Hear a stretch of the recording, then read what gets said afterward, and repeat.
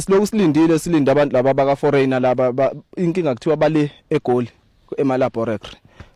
abaka forensic. Ngisho kona lokho ke namhlanje siyalapha esidlekeni sayo ngqo la ihlala khona impela ke inyonga ngikhathele ngempela mina namhlanje kuyaphela konke lokhu namhlanje bafowethu ngibona ke masintshela sithi idla imfuyo ngokholwa nakho imbuzi le sigcina siqabana nabo melusi bethu lapha sithi bathatha izinto bayadayisa balahla izinto bashaqima kanti izinto zidliwa ile ndoda iyaqhubeka iyamosha labantu laba bangale bamane baye defender nje lento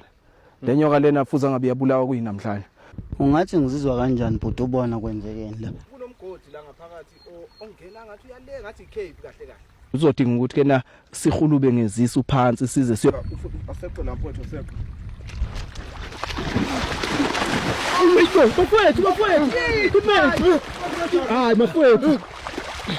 bafowethu camera uxolo ufuna uxolo lani mfowethu uzokhokha ngani no 30,000 lo